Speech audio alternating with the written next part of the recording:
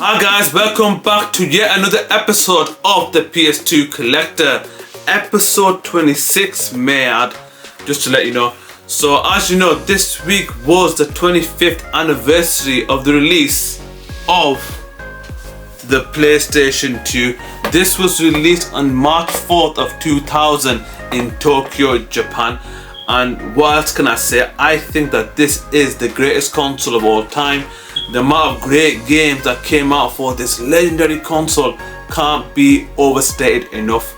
And as you know, I made it my personal mission to collect every single PS2 game ever released, either if it's in Europe, Japan or the United States. I will collect them all one by one. And on this episode today, I picked up yet another 5 games that I would like to share, and that is something that you absolutely do not want to miss. Right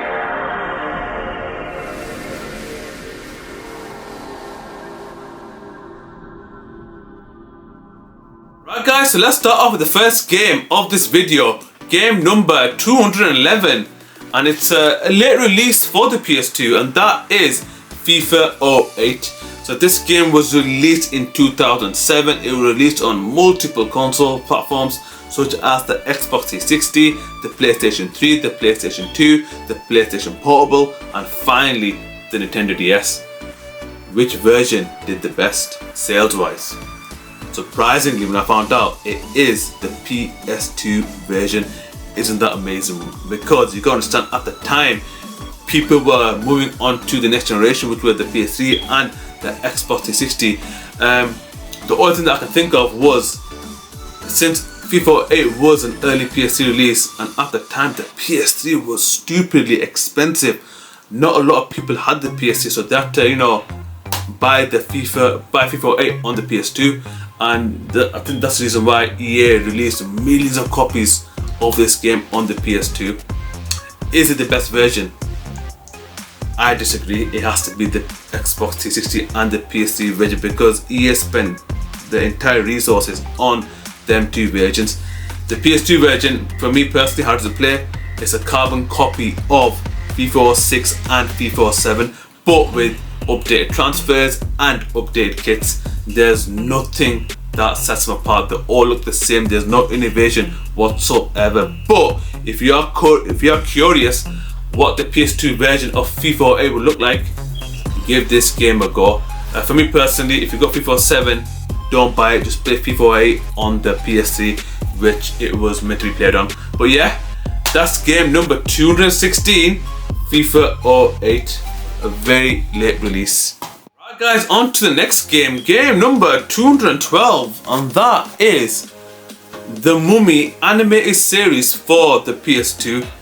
Right, let's begin. Firstly, I never knew that the Mummy got its own animated series. Never mind its own game.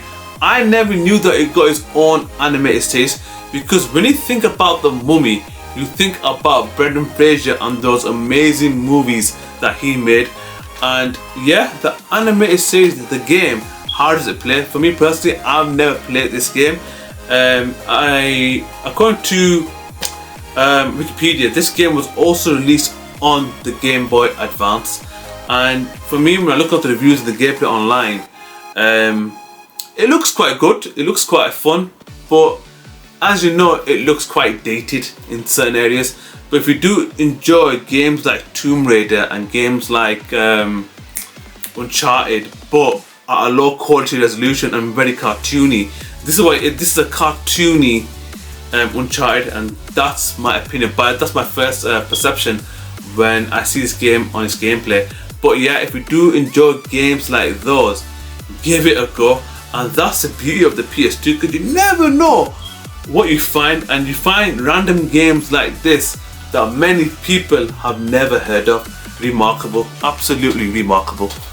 On to the next game.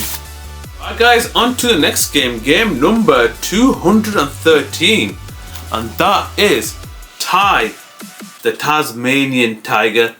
Now this game is one of my favorite platform games on the PS2, and on the PS2 it was the golden generation when it came for platform games, because there's so many franchises released on it. Where do I begin? Ratchet and Clank, Jack and Daxter, Sly Cooper, Ty the Tasmanian Tiger, Spyro the Dragon, Scalar, etc, etc, etc.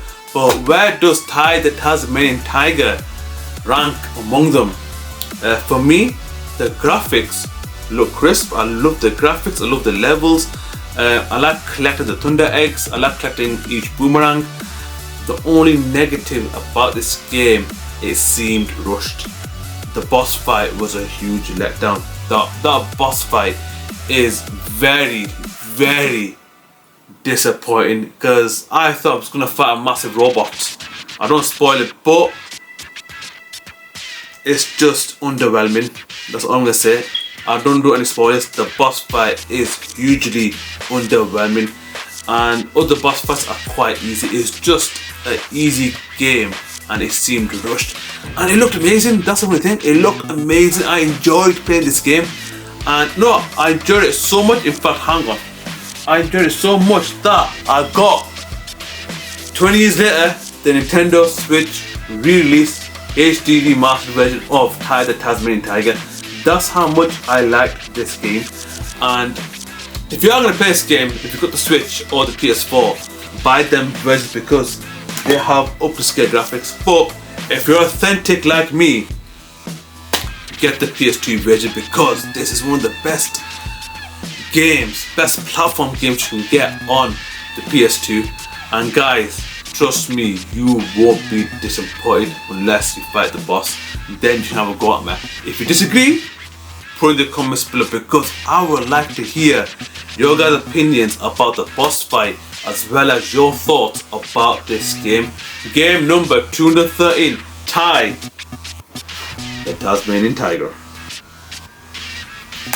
Alright guys, on to the next game. Game number 214, and that is The Incredibles Rise of the Underminer. So I played the first game. The first game was amazing, but how about the sequel? And I've got to make a confession. I've got to make it, people. I did not play the sequel at the time, and I don't regret it. I don't regret it one bit, and I'll tell you why. The year was 2005. 2005. Absolute phenomenal year when it came to gaming. 2005 that gets talked about. Now I'm going to explain right now. San Andreas came out late 2004 and I played that well into 2005.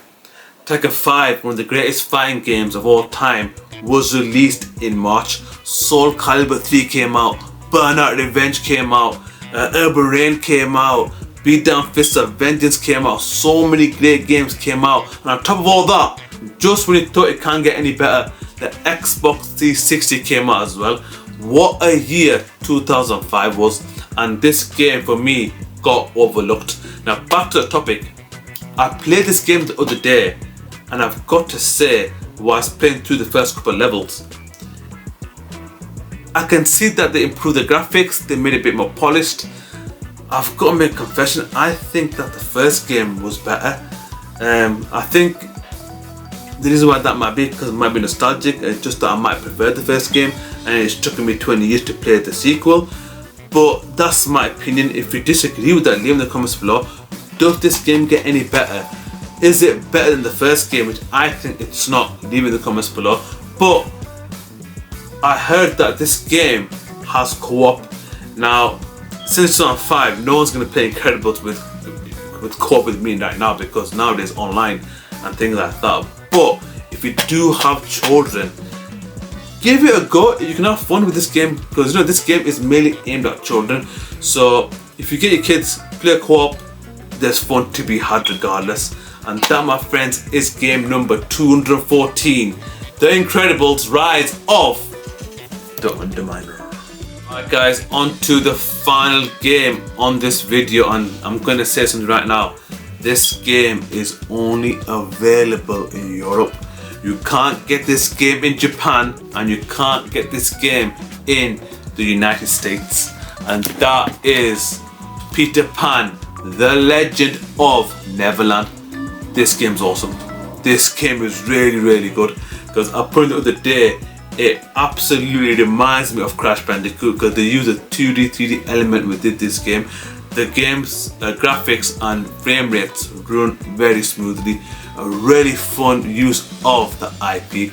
This might be one of the best Disney games on the PS2 because I rate this game really high.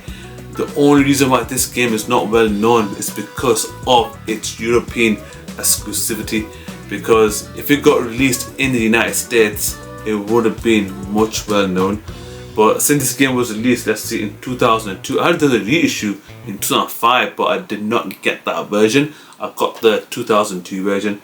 So people, if you've not played this game before and you're a huge fan of the Disney videos, give this game a go, because this game you don't want to miss out. And if you do enjoy the Crash Bandicoot series and you want to play a game similar to that, try this game, Peter Pan The Legend of Neverland, game number 215 for only £3. That's a bargain, and that's my opinion. If you've not heard about this game, if you want to know more about this game, again, I'll answer questions in the comments below. And people, that's the final game of this video. And I tell you what I learned about this video is how magical the PS2 sticker, man. Get off, man. Get off. Yeah, sorry about that. So what I've learned about this video is how magical the PS2 is, because I played literally every console, but when it comes to finding hidden gems and games that you never heard of and games and I played, the PS2 is fundamentally all about that. Because again, the hidden gems, the games that I find, I'm thinking, how on earth was this released and not well known? But I think it was a product of its time, because as you noted, in today's generation we've got Twitter and social media, we can find out about the latest games in a minute. But back then we had to literally read magazines and find games that we like and we don't like and listen to professional reviews. But yeah people, that's the final game of this video. If you have enjoyed this video, leave a like and subscribe. If you want to know when my videos come online, click on the bell notification below. Anyways guys, until next time, and don't forget to subscribe. Take care guys.